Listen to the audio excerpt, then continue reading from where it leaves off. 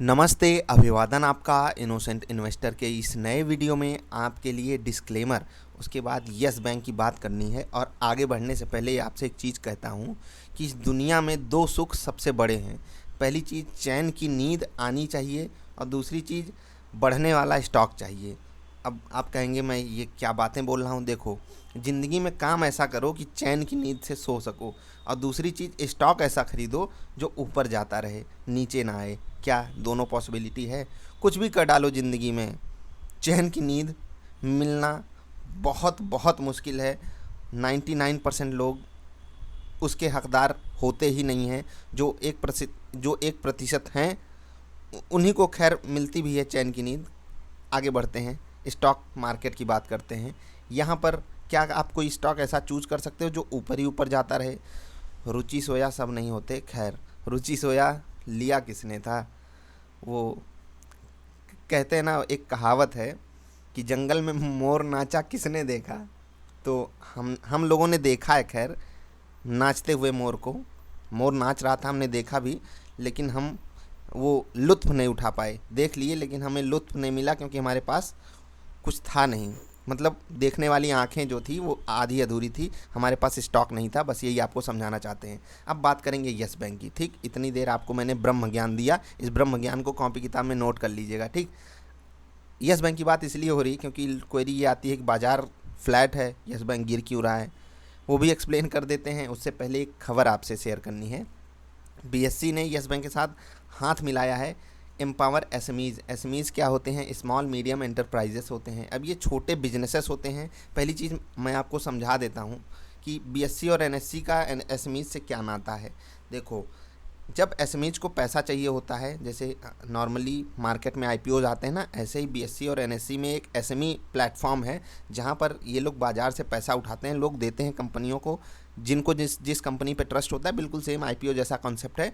वहाँ पर उनको पैसा मिलता है और वो अपना बिजनेस करके दिखाते हैं। बीएससी मदद करती रहती है। अभी यस बैंक के साथ इन्होंने पार्टनरशिप करी है। काफ़ी सारी चीज़ें उनको बताई जाएंगी। एक्सपोर्ट में आप कैसे बढ़ावा पा सकते हो, आपको नॉलेज दिया जाएगा। मतलब एसएमईज़ को नॉलेज दिया जाएगा, उनके जो प्रमोटर वगैरह हैं या जो भी उनको ऑपरेट करते हैं उनको नॉलेज दिया जाएगा। और यस बैंक इसमें क्या मदद करेगा? वो banking and financial solution provide करेगा।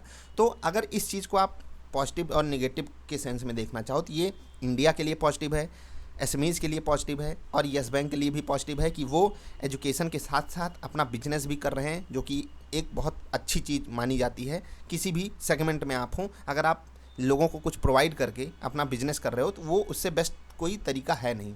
अब आते हैं चार्ट पर।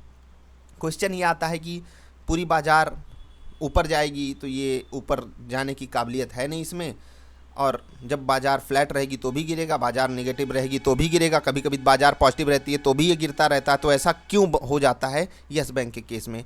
तो उसका सिंपल सा आंसर ये है कि जो हाइप क्रिएट की गई थी, वही चीज़ मैं बार बार बोलूँगा, जो हाइप क्रिएट की गई थी वो अभी काम कर रही है अपना। और ये हाइप की बात मैं क्यों करता हूँ, उसके लिए आपको डेटा दिखाऊंगा, हिस्टोरिकल डेटा आपको यहाँ पर मैं दिखाना चाहता हूँ कुछ। कि यहाँ पर आप प्राइस देखिए, 13 रुपये 15 पैसे, 12 रुपये 95 पैसे, 13.35, 13.55। प्राइस देखिए, प्राइस और डिलीवरी डेटा देखिए। यहाँ पर 2 करोड़ 16 लाख शेयर्स की डिलीवरी उठी, 2 करोड़ 33 लाख, 2 करोड़ 92 लाख। यानी कि जैसे जैसे दिन बीतता है डिलीवरी कम हो जाती है। आप देखते चलिए, 4.5 करोड़, 3 करोड़, 2.5 करोड़, 2 करोड़। ये डेटा क्या कुछ कह रहा है क्या? देखो, इसको आप दो सेंस में ले सकते हो कि प्राइस अभी बढ़ गया इसलिए कोई नहीं ले रहा है। आप आप लोगों को लगता होगा 12-13 रुपए में यस बैंक कितना गिरेगा। भैया, अगर 13.5 से ये 12 हो गया तो कितने प्रतिशत की गिरावट है, कभी कैलकुलेट भी किया करो। और देखिए, जब लोवेस्ट रेट था 12 रुपये 95 पैसे, 13 रुपये 15, 13 रुपये 5 पैसे, तो यहाँ पर डिलीवरी भी ठीक ठाक उठी थी। यानी कि जब भी ये 13 रुपये के पास आएगा या उसके नीचे जाएगा, डिलीवरी परसेंटेज के टर्म्स में बढ़े ना बढ़े लेकिन ओवरऑल क्वांटिटी बढ़ जाएगी, लोगों का इंटरेस्ट इस स्टॉक में बढ़ जाएगा। अब वापस से फाइनेंशियल सेक्टर की अगर बात करें तो अभी अभी आरबीआई ने एक अपडेट दिया। ये चीज़ जो मैंने आपको समझाई, अगर ना समझ में आई हो तो मैं एक नटसेल में आपको ये बता देता हूँ कि नीचे के लेवल पे, जैसे कि आप चार्ट में देख पा रहे होंगे, यहाँ पर वॉल्यूम कुछ कुछ इजाफा नहीं हो रहा है, वही ऊपर नीचे थोड़ा बहुत हो रहा है। हमें ऐसा वॉल्यूम चाहिए, ऐसा वॉल्यूम चाहिए जो नीचे के लेवल पे आए और बड़ी खरीदारी आए। समझ रहे हैं। तो अब मैं आरबीआई की बात करता हूँ। आरबीआई क्या कर रही है? आरबीआई कर रही है x tends enhanced borrowing limit for banks under MSF till March 31। पहले ये लंबा लंबा टर्म मैं आपको समझा देता हूँ। एनहेंस्ड बोरोइंग लिमिट मतलब है कि जो बैंक पहले तो एमएसएफ क्या होता है? Marginal standing facility. मैं समझाता हूँ एकदम आसान भाषा में आपको कि बैंकों को जब पैसे की ज़रूरत पड़ती है वो आरबीआई से पैसा उठाते हैं। आरबीआई ने उसकी लिमिट बढ़ाई थी, उस लिमिट को बढ़ाने की एक तय सीमा रखी थी, उसको अब 31 मार्च तक बढ़ा दिया है आरबीआई ने। अब ये खबर क्या कह रही है देखो, फिर से मैं आपसे बात करूँगा कि आरबीआई ने ये कदम क्यों उठाया, क्योंकि उनको लग रहा है ना कि बैंकों के पास कैश की कमी है। बैंकों के पास लोग मतलब एक तरीका आप समझिए कि जब मार्केट में कैश का सर्कुलेशन ही नहीं हो पा रहा है तो आरबीआई को बैंकों की मदद करनी ही पड़ेगी, खासकर उन छोटे बैंकों की। और यार एक और बात आपसे करते हैं, लक्ष्मी विलास बैंक अभी देख रहे हैं उसमें क्या हौच पौच मची हुई है। सोच लीजिए इंडिया के छोटे बैंकों की हालत, खासकर जिनकी बैलेंस शीट कमज़ोर है, वहाँ पर बहुत माहौल ख़राब है। यस बैंक बचा लिया गया है। यस बैंक अभी उसको आप ऐसा मत देख लीजिए कि वो आपको मल्टी बैगर बहुत बड़ा रिटर्न दे दे। अभी आप उसको बस इतना देख लीजिए कि वो जहाँ पर है यहीं प्राइस अपना सस्टेन भी कर पाया ना। अगले 3-4-6 महीने कोरोना क्राइसिस में जहाँ पर बैंक हैं, ये प्राइस अगर वो सस्टेन भी कर लेते हैं वो उनके लिए बेस्ट केस सिनेरियो होगा अकॉर्डिंग टू मी। मैं फिर से रिपीट कर देता हूँ या फिर आप समझ ही गए होंगे कि अगर वो अपने प्राइस पे भी रह जाते हैं ये मेरे लिए बेस्ट केस सिनेरियो होगा, चाहे वो यस बैंक हो चाहे जो भी हो। बात आई नई खरीदारी की तो भैया और भी स्टॉक्स हैं, मैंने वीडियो भी डाली है, आप लीजिए ना, आप स्टॉक्स लीजिए। बैंक में ही घुसना है तो थोड़ा अभी क्वालिटी ब्लू चिप्स की तरफ जाइए। मैं ऐसा क्यों कह रहा हूँ? देखो जिनकी बैलेंस शीट कमज़ोर होगी मार उनको बड़ी पड़ेगी। आपको मैं लक्ष्मी विलास बैंक का थोड़ा सा ओवरव्यू देता हूँ। देखिए क्या हुआ यहाँ पर, मतलब share holders board of directors के साथ क्या कर रहे हैं। आरबीआई की नई टेंशन लक्ष्मी विलास बैंक होने जा रहा है और इनको आप देख पा रहे होंगे डायरेक्ट हेडलाइन में लिख के आ रहा है LVV needs a shooter with good capital strength. Shooter मतलब साथी।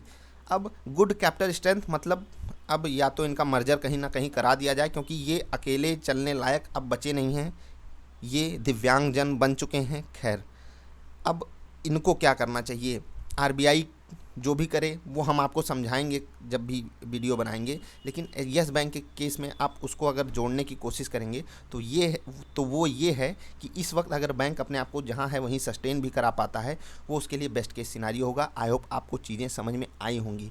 वापस आएंगे थोड़ा सा डिलीवरी डेटा पर। मैंने आपको ये जो चीज़ें बताई इस चीज़ को आप इतनी इंपॉर्टेंस मत दे देना कि जिस दिन आपको वॉल्यूम बढ़ता हुआ दिखे, डिलीवरी की क्वांटिटी बढ़ती हुई दिखे, आप आ जाओ ख़रीदारी करने। नहीं, मैं आपको सिंपली बात बताऊंगा कि जब भी इन्वेस्टमेंट करना है तो आपको देखना है कि वहाँ पर रिस्क फैक्टर कितना इन्वॉल्व है। कितना भी सस्ता हो, ज़रूरी नहीं कि जो प्राइस आपको दिख रहा है वही आप वैल्यू भी पा रहे हो। ये चीज़ हमेशा याद रखा कीजिए कि जो आप प्राइस पे करते हो वो तो आपकी जेब से निकला हुआ माल है, लेकिन आपके पास जो आ रहा है वो वैल्यू आ रही है। आप उस प्राइस को पे करके कौन सी वैल्यू पा रहे हो उस पे फोकस किया कीजिए कि when you are getting 1 number of share of Yes Bank what are you exactly getting, इस पे फोकस कीजिए। और ये आपकी नींद हराम कर सकता है कि जब आप देखेंगे कि यस बैंक के टोटल नंबर ऑफ़ शेयर्स कितने हैं। इसलिए आप ऐसे मत भागा कीजिए कि आपको 13 रुपये में यस बैंक मिल जा रहा है। एग्जैक्टली उसकी वैल्यू कितनी है वो आपको पता होनी चाहिए। खैर यहाँ से 10-15% नीचे मुझे पर्सनली पसंद है, अभी मेरे पास है भी। खैर हमने क्या किया है उसके लिए आप अदर वीडियोस देख सकते हैं। मैंने आपको अपना एनालिसिस शेयर किया, आपको जो अच्छा लगे आप वो कर सकते हैं। ऊपर नीचे वाली बात रही कि यस बैंक जो है बाज़ार फ्लैट है तो भी गिरा क्यों। सिंपल बता दूं यार, बैंक निफ्टी आप लोग देखा करो, सिर्फ और सिर्फ निफ्टी मत देखा करो। ठीक, जब आप बैंक निफ्टी देखोगे तो आज बैंक निफ्टी भी 1% डाउन है। ऐसा कुछ केसेस में होता है कि यस बैंक ऊपर कम जाता है नीचे कम होता है, तो वो होता है एफ&ओ डेटा के कारण।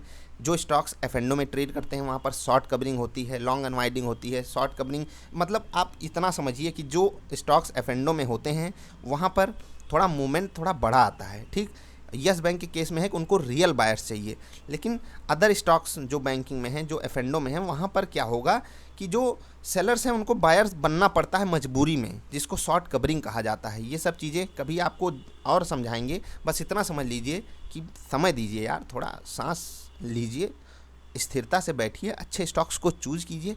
यस बैंक अच्छा बन रहा है, अच्छा बन रहा है, समय दीजिए, आपका समय मांग रहा है, समय दीजिए। इंडिया भी आपका समय मांग रहा है, आपका साथ मांग रहा है। जैसे सरकार कहती है ना, थोड़ी मदद कीजिए, तो उसी हिसाब से आप स्टॉक ले लिए हो तो पैनिक मत करो, लेना हो तो वेट कर लो। सारी संभावनाएं आपके पास हैं, सब कुछ होगा, अच्छा होगा, किसी के कहने में मत आओ। सब कुछ सब कोई आपको बता देंगे चमत्कार। 600 वाले पता नहीं कहाँ घुस गए हैं, आजकल बिल से बाहर नहीं निकल रहे हैं। 600 का टारगेट देने वाले ज़रा ढूंढिएगा, कहीं पता लगे तो हमें बताइएगा। तब तक हंसते खेलते रहिए यार। वीडियो देखने के लिए आपका बहुत बहुत आभार। अगर वीडियो अच्छी लगी तो लाइक कर देना। यहाँ तक आए हो जो लोग, काफ़ी मेहनती हैं आप लोग, 10 मिनट की वीडियो देख लेते हैं। ये सच में एक मेहनत वाला काम है, तभी आप समझदार भी बनोगे। बस इतना समझ लीजिए, जो भी चीज़ देखो थोड़ा ध्यान से, समझदारी के साथ। मिलेंगे फिर से किसी अच्छी वाली वीडियोज़ में, तब तक के लिए हंसते खेलते रहिए यार। वीडियो देखने के लिए आपका बहुत बहुत आभार, धन्यवाद।